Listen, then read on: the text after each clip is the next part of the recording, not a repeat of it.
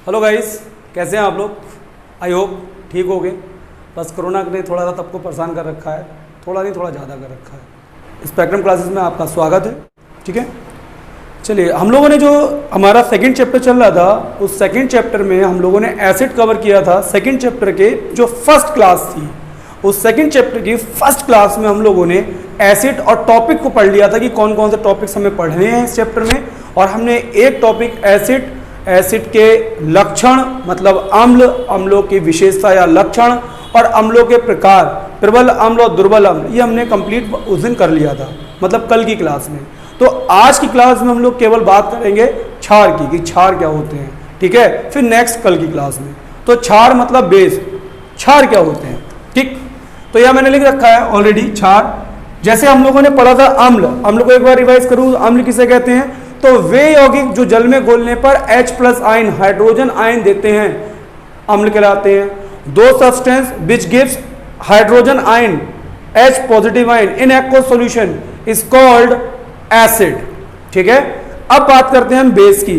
तो बेस क्या होंगे? वे यौगिक जो जल में घोलने पर हाइड्रोक्सी आयन, ये OH- जो आयन होता है, OH-, इसे हम लोग बोलते हैं हाइड्रोक्सी।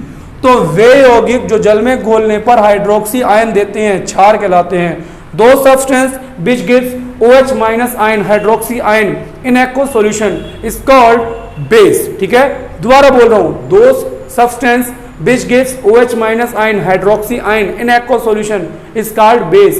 वे यौगिक जो जल में घोलने पर हाइड्रोक्सी आयन, OH- आयन देते हैं, क्षार कहलाते हैं। हमें फिर से याद रखना है, परिभाषा की बात करनी है।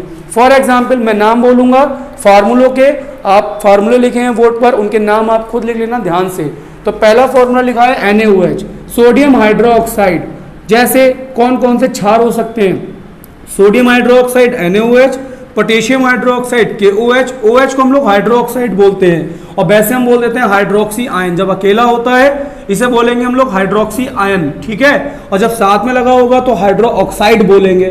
तो sodium hydroxide, potassium hydroxide, ammonium hydroxide, magnesium hydroxide और कैल्शियम हाइड्रोक्साइड, ये चारों नाम चारों पांचों जो एग्जाम्पल लिखे हैं फिर से देख लेते हैं। NaOH sodium hydroxide, KOH potassium hydroxide, NH4OH ammonium hydroxide, magnesium hydroxide MgOH2 का होल ट्वाइस, और कैल्शियम हाइड्रोक्साइड, कैल्शियम का CaOH का whole twice, calcium hydroxide. For example मैंने दिखा दिया, अगर NaOH को मैं जल में घोलूंगा तो ये Na+ और OH- देंगे। क्या दे रहे हैं? OH-। और हमने क्या पढ़ा है? जो OH- देते हैं, जो OH- देते हैं वो क्या कहलाते हैं? क्षार कहलाते हैं, बेस कहलाते हैं। तो बेस कहलाते हैं। हमारे बेस कौन हो गए? बेस हम लोग किसे बोलेंगे? कि जो हमारे OH आयन देंगे जल में। ठीक है, अम्ल की तरह।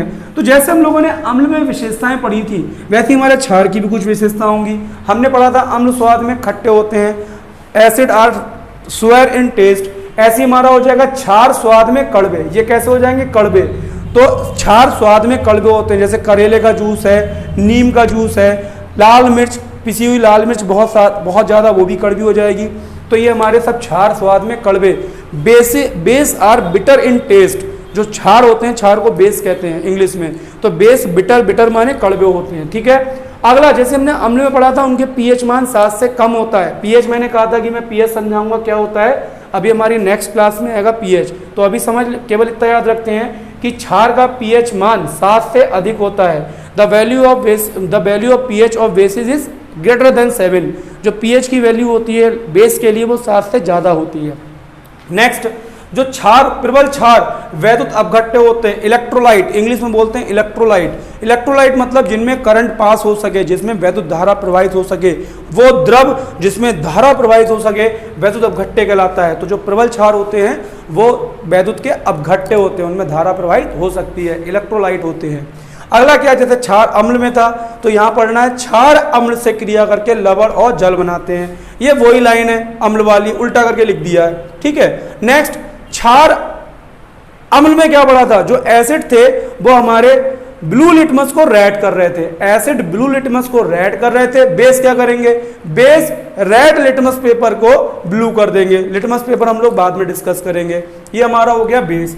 अब हमारे आते हैं टाइप ऑफ बेस, क्षारों के प्रकार। क्षार दो प्रकार के, जैसे अम्ल में पढ़ा था वैसे क्षार में पढ़ेंगे। क्षार दो प्रकार के होते हैं, एक होता है हमारा स्ट्रॉन्ग बेस प्रबल क्षार, एक होता है हमारा दुर्बल क्षार वीक बेस। तो प्रबल क्षार स्ट्रॉन्ग बेस किसे कहेंगे, जैसे अम्ल में था, वे क्षार जो जल में घोलने पर पूर्ण रूप से आयनीकृत हो जाते हैं प्रबल क्षार कहलाते हैं। Those base which are fully ionised in aqueous solution, जो अम्ल जो जल में घोलने पर पूर्ण रूप से आयनीकृत हो जाते हैं, आर कॉल्ड स्ट्रॉन्ग बेस, प्रबल क्षार कहलाते हैं। फॉर एग्जाम्पल NaOH, ये याद रखना है आपको, NaOH है, KOH है, ये आपके प्रबल क्षार हो गए, ये प्रबल क्षार में आते हैं, ठीक है। दुर्बल क्षार बिल्कुल एसिड की तरह, वे क्षार जो जल में घोलने पर आंशिक रूप से, आंशिक मतलब थोड़े, वे क्षार जो जल में घोलने पर आंशिक रूप से आयनीकृत होते हैं, दुर्बल क्षार वीक एसिड कहलाते हैं, ठीक है। Those base which partially ionized, which are partially ionized in aqueous solution is called weak base, ठीक है।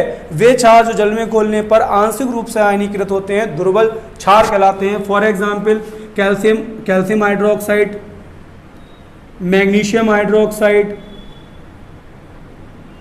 ठीक है, और अमोनियम हाइड्रोक्साइड NH4OH, ये सारे हमारे दुर्बल क्षार हैं। तो कल ही दुर्बल अम्ल, दुर्बल क्षार, प्रबल अम्ल, प्रबल क्षार, इनकी आप एक टेबल बनाएंगे, ठीक है। अब आगे के टॉपिक हम लोग इसमें कल